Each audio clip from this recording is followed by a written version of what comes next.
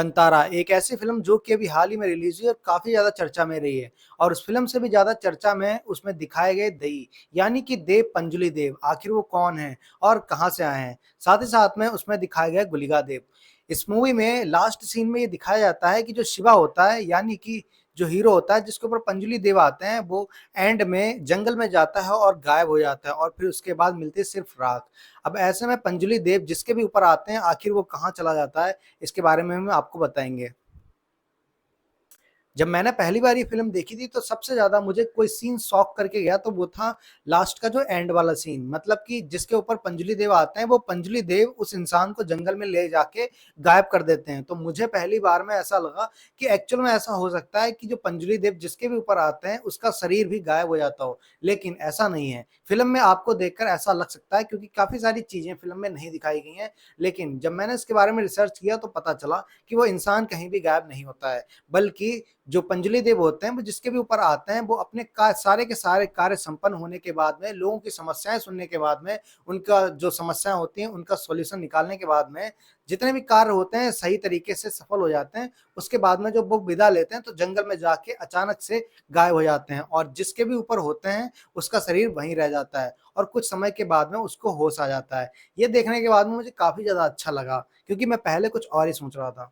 खैर ये तो हो गई मूवी की बात। अब ऐसे में सवाल ये है कि आखिर पंजुली देव हैं कौन? और साथ ही साथ में कंतारा मूवी में जो गुलिका देव दिखाए गए हैं वो कौन है? तो दोनों के बारे में बात करेंगे। सबसे पहले बात करते हैं पंजुली देव के बारे में। कहानियों में ऐसा बताया जाता है कि एक बार माता पार्वती जा रही होती हैं तभी उनको एक छोटा-सा बरहा का बच्चा मिलता है जो कि अपने झुंड से बिछड़ जाता है। ऐसे में वो बरहा को बच्चे को लेके अपने पास रखती हैं और उसको पालती हैं और जब वो बड़ा हो जाता है तो उसके बड़े-बड़े दाँतों से वो काफ़ी ज़्यादा नुकसान कर देता है और देवलोक में काफ़ी ज़्यादा समस्याएँ उत्पन्न कर देता है। ऐसे में शिव जी को बहुत ज़्यादा क्रोध आता है और इसके साथ ही साथ में शिव जी उसे भस्म करने के लिए जाते हैं, लेकिन माता पार्वती उनके सामने जाती हैं और रोक देती हैं और उनसे प्रार्थना करती हैं कि इसे भस्म ना करें और आप इसको पृथ्वी लोक पर भेज दें।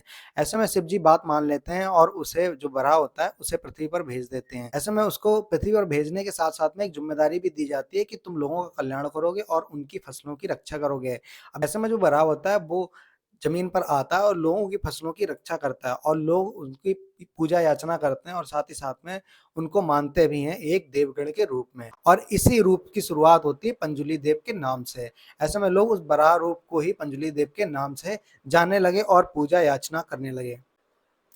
अब इसके बाद में दूसरा जो नाम है वो है गुलिका देव का, जिसको आपने मूवी में भी देखा होगा। उनका काफ़ी ज़्यादा उग्र स्वभाव होता है, साथ ही साथ में वो काफ़ी ज़्यादा क्रोधी होते हैं और लोगों को मारने-पीटने में कैसे हैं वो आप मूवी में देख ही चुके हो। मतलब साधारण भाषा में ये कहें कि वो दंड देने के लिए मदद करते हैं पंजुली देव की।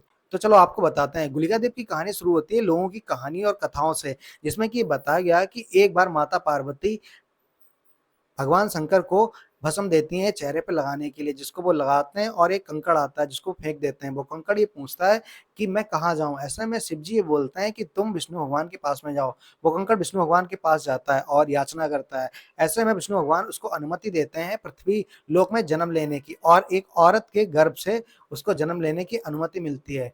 ऐसे में जब वो पेट में होता है तो वो उस औरत का पेट फाड़ के बाहर आ जाता है। ऐसे में वो काफ़ी ज़्यादा उग्र स्वभाव के होते हैं और जितना भी आस-पास में खाने की चीज़ें होती हैं, वो सब खा पी लेते हैं और उनकी भूख नहीं मिटती। तभी विष्णु जी आते हैं और एक अपनी छोटी-सी उँगली उसे खाने को देते हैं और इससे उसकी भूख मिट जाती है और इसके बाद से ही वो विष्णु जी के जो गण के रूप में जाने जाने लगे और साथ ही साथ में लोगों की रक्षा करने लगे। ऐसे में जब वो इस तरीके से उपद्रव मचा रहे थे, तो इसी टाइम पर जब सीमाएँ पार होती हैं, तो पंजुली देव और गुलिका देव आपस में दोनों की लड़ाई होती है, मतलब कि युद्ध होता है और इस युद्ध को रोकते हैं देवतागण आके खुद। ऐसे में गुलिका देव और पंजुली देव के बीच में एक संधि होती है और ये बोला जाता है कि पंजुली देव की मदद गुलिका देव करेंगे। और यही सीन आप मूवी में देख सकते हो जिसमें कि जब जो हीरो होता है शिवा वो गिर जाता है और मरने की हालत में होता है तभी पंजुली देव आते हैं और ये कहते हैं कि अब गुलिका देव से कि अब तुम इसके अंदर आओ और जो शत्रु हैं उनका नाश कर दो और वही होता है। आप इस मूवी में गुलिका देव का जो उग्र रूप है उसको बहुत ही अच्छे से देख सकते हो। खैर अब आपको पता चल गया जो फ़िल्म कंतारा है उसमें 2 दई हैं जिनका नाम है पंजुली देव और गुलिका देव, जो कि कर्नाटक और साथ ही साथ में केरल साइड में पूजे जाते हैं। ऐसे में वो एक समुदाय की और उनके फसलों की और उनकी समस्याओं इन सब का निदान करते हैं और साथ ही साथ में जो भी दिक्कतें होती हैं वो हमेशा अपने समुदाय के आगे खड़े रहते हैं। अब इसके अलावा एक चीज़ है जिसका नाम है भूता कोला। अब भूता कोला क्या है? भूता कोला का मतलब है एक ऐसा पर्व या फिर एक ऐसा त्योहार जिसमें कि वो पूजते हैं अपनी फसलों की रक्षा के लिए पंजली देव और गुलिका देव को। ऐसे में इसमें नृत्य किया जाता है, साथ ही साथ में पंजली देव आते हैं किसी एक इंसान पे जो कि काफ़ी ज़्यादा पवित्र होता है उसी के ऊपर, और साथ ही साथ में वो नृत्य में भी काफ़ी ज़्यादा एक्सपर्ट होना चाहिए। अब जब भी भूता कोला ये जो त्योहार है, ये जो मनाया जाता है, तो ऐसे में पंजली देव और गुलिका देव आते हैं और पंजली देव लोगों की समस्याएँ सुनते हैं और उनको सुलझाते हैं और साथ ही साथ में लोगों की मदद करते हैं और उनकी रक्षा करने का वचन भी देते हैं। लेकिन वहीं देखा जाए जब गुलिका देव आते हैं तो वो काफ़ी ज़्यादा पहले की तरह ही उग्र होते हैं और साथ ही साथ में भूखे भी होते हैं और वो काफ़ी ज़्यादा चीज़ें खाते हैं और साथ ही साथ में लोगों का जो कोई भी अगर उनको परेशान करता है कुछ भी तो उसको दंड देने के लिए उनको आश्वासन देते हैं। खैर मूवी में जो भी दिखाया गया अपना-अपना कल्चर है, हम सबको इसके बारे में अभी तक पता भी नहीं था जब तक कि मूवी नहीं आई थी। ऐसे में पंजुली देव को जिस तरीके से दिखाया गया वो लोगों ने काफ़ी ज़्यादा पसंद किया। ऐसे में कुछ सीन उसमें दिखाए गए हैं जिसमें कि पंजुली देव लोगों के जो हाथ होते हैं उनको पकड़-पकड़ के अपने सीने पर मतलब कि अपने चेस्ट पर रखते हैं मतलब दिल के पास में और साथ ही साथ में ये ऐसा लगता है कि वो लोगों को वचन दे रहे हैं कि तुम मेरे बच्चों के जैसे हो और मैं तुम्हारी रक्षा करूँगा। ये काफ़ी ज़्यादा इमोशनल लगता है और साथ ही साथ में जो कनेक्शन दिखाया है एक दई और जो हम लोग हैं नॉर्मल से लोग हैं इनके बारे में बहुत ही अच्छा लगा। ख़ैर अब आप समझ ही गए होंगे कि गुलिका देव और पंजली देव की आखिर कहानी क्या है और ये कहाँ पूजे जाते हैं और आखिर ये देवता गण के जो देवताओं के गण हैं, उनके रूप में ये कैसे कार्य करते हैं।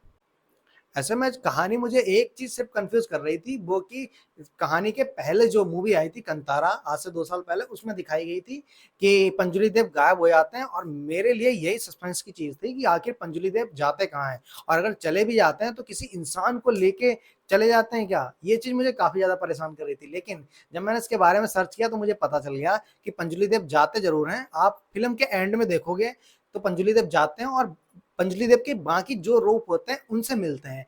ऐसे में वो जब बाकी रूपों से मिलते हैं तो वहीं पे वो गायब हो जाते हैं और ऐसे में ये दिखाया जाता है हम लोगों को ऐसा लगता है कि वो इंसान भी गायब हो गया, लेकिन ऐसा नहीं होता, सिर्फ़ पंजुली देव गायब हो जाते हैं मतलब जो पंजुली देव का जो शक्ति होती है उस इंसान के अंदर मतलब जो आत्मा होती है यूँ कहें, वो गायब हो जाती है और चली जाती है और इंसान का शरीर वहीं पे छोड़ देती है। ख़ैर वीडियो कैसी लगी? ऐसी वीडियोज़ को देखने के लिए चैनल को कर लो सब्सक्राइब और मिलते हैं अगली वीडियो में।